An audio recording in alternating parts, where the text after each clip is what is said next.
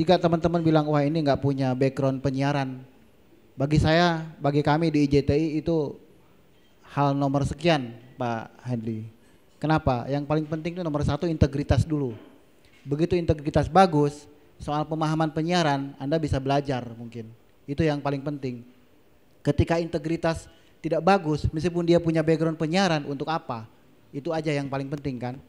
Dan itu berbarengan juga dengan hari ini mungkin ya, saya dengar ya dikasih tahu oleh salah satu anggota Dewan Kehormatan KPI bahwa memang terbukti ada beberapa anggota KPI yang melanggar etik, dan saya kira itu harus menjadi concern juga bagi KPI yang ke depan, bahwa memang kalau seandainya ini Dewan Kehormatan dipermanenkan, saya kira itu luar biasa. Kenapa? Karena KPI akan juga terawasi dengan Dewan Kehormatan ini, dan saya juga berharap bahwa Dewan Kehormatan ke depan, pesan yang mungkin IJTI kemarin meminta untuk membentuk Dewan Kehormatan, betul nggak ada pelanggaran, ketika itu udah betul ada pelanggarannya harus dibuka pelanggarannya apa dan seperti apa.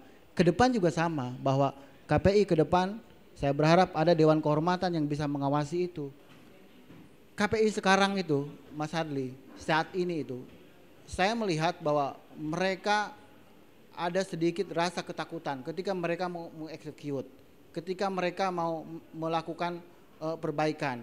Dan yang paling penting itu adalah konten, itu nomor satu. Bagaimana KPI yang saat ini dan akan ke depan itu, dia betul-betul mengawasi konten.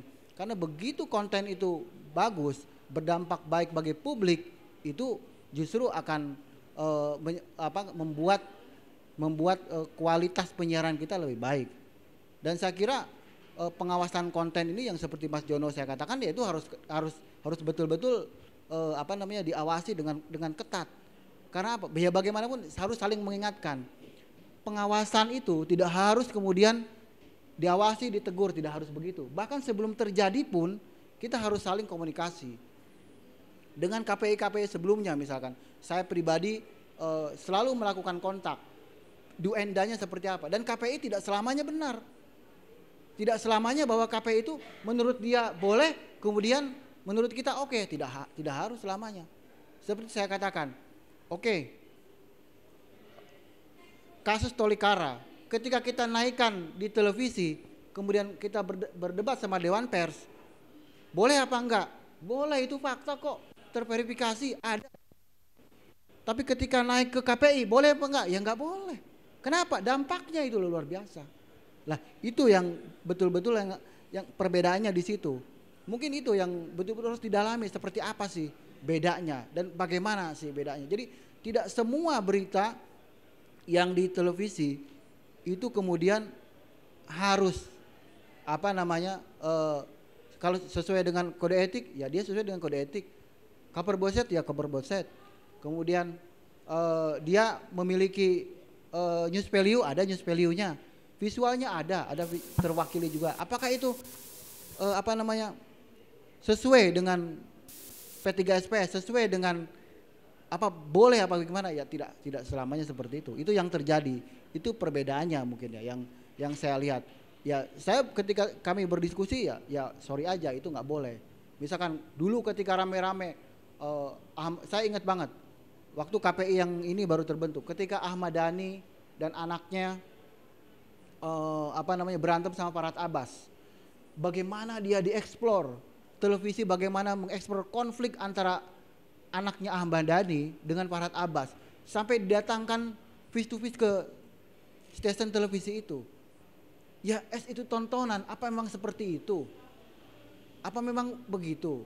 Sampai hari Sabtu, hari Minggu kami komunikasi dengan KPI, tolong itu betul-betul saya kira itu harus dihentikan. Kenapa? Kan akan berdampak buruk bagi publik. Publik akan mempertanyakan apa-apaan seperti itu. Nggak ada urgensinya siaran-siaran seperti itu. Nah, hal-hal yang membazir seperti itu yang tidak berdampak baik bagi publik itu saya kira yang harus tetap diawasi. Yang paling penting itu KPI yang sekarang, karena yang ini besok demisioner yang akan dilantik oleh Pak Jokowi dan tim KPI yang Mas Heli dan kawan-kawan itu. Ya saya pesan aja harus on the track, on the rule. Tidak boleh keluar-keluar dari on the track on the rule, itu aja. Karena apa? Ya sesuai aja dengan peraturan undang-undang, dengan apa namanya, dengan kewenangan dan sebagainya. Dan itu saya kira yang paling urgent lah yang harus kita pahami sekarang. Makanya saya tidak terlalu yakin. Kami akan tetap akan skeptis. Kami tetap akan kontrol. Kami tetap akan komunikasi dan mengawasi seperti apa sebetulnya apa namanya kiprah KPI yang akan mendatang ini. Pemahaman tentang penyiaran saya kira nomor selanjutnya. Yang paling penting itu integritas juga dulu nomor satu. Jangan sampai apa namanya dia paham penyiaran, dia sangat paham apapun, tapi integritasnya nol. Ya saya kira itu yang menjadi problem kita selama ini.